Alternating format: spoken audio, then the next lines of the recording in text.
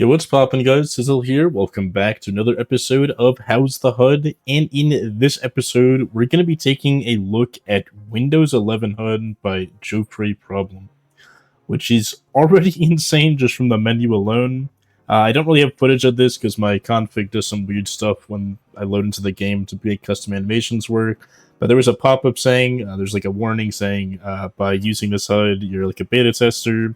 This isn't built for competitive, something like that. So it's still like a work in progress and just like a project made for fun, just like any HUD. But just thought I'd point that out, just in case I find a lot of problems with it.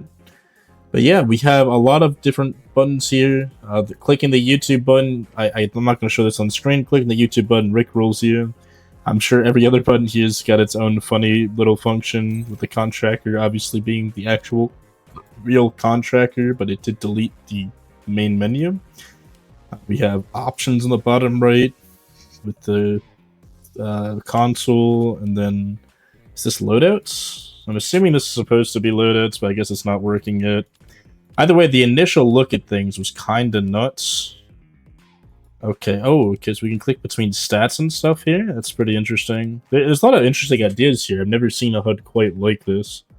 We have a massive... I've never had a friends list so massive. You can see like a large amount of the people on my friends list. Video hardware stress test. Yeah, I'm not going to touch that. I didn't know there was a button for that. That's insane. We got chilled draws. Alright. I'm gonna maybe like not click too many buttons, but there's a lot of buttons here. All of them seem to either have their own feature, there's a function, or they're supposed to have their own function. I do like how the little play button, first off, it like slides off the top of the screen, disappears. Second off, it actually fills this entire bottom row. I've had a lot of HUDs that I've been using where there's like an empty space on the left here or something, where it just looks like just incomplete. So having something that fills the entire bar is super nice. Either way, it's kind of enough of the main menu. The main menu is very nuts. I'm sure there's some way in here to also mess with your inventory, but I'm not going to spend too much time looking around here, just because there is so much going on in the main menu there. We do have the really nice loading bar that goes across the whole screen on the bottom, which I've said before in other HUDs, that is a really cool feature. Whatever HUD I end up finally using will have a loading bar that goes across the whole bottom of the screen, because that's just nice. As for loading screens themselves, they're stock TF2.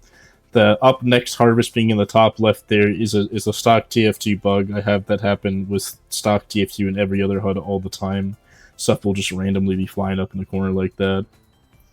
Anyway, loading in, we got a nice little wheel selector. Still clearly in like beta, the colors on it aren't super nice, and you know, it doesn't look the best itself. But the idea is pretty neat. And like little gradient use is pretty neat as well. When we're actually in game, it's got a very unique font. I don't think I've ever seen this font used before. It seems tied to Windows more than anything. I could definitely see Windows using this specific, like, very honestly bad looking font.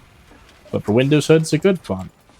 As for when I'm on classes with cloak meters, there were stock TF2 puts on it. We got cloak meter in the bottom right, huntsman charge meter in the bottom right, but it uses colors that are basically invisible. Scout, I don't have the right loadout on. How do I change? I have to figure out how to change my loadout. Let me see the bind. Okay, I can't change my loadout easily, so that's kind of a bit of a problem. I'm a marijuana strain, brother. Oh, I don't smoke that much weed. I also noticed the console is like a little Windows terminal, which is pretty neat. It's even got like custom coloring for the stuff you type, which is nice. Guess I don't have a way of checking multiple charge bars because I didn't set up the loadouts properly ahead of time, but I'm just going to assume they work like stock TF2.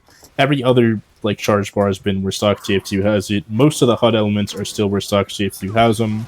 The exception being obviously the really cool looking like wheel when you go to change character, which is pretty cool, mind you. Like, that is genuinely a really cool thing they got going on there. On engineer, I guess that's something we could check. Engineer building stuff is all in the default places as well. It is like the creator said, it's in early beta or whatever, so it's still work in progress. But most of the information is just stock TF2 with a nice I guess nice is a bit of a overstatement.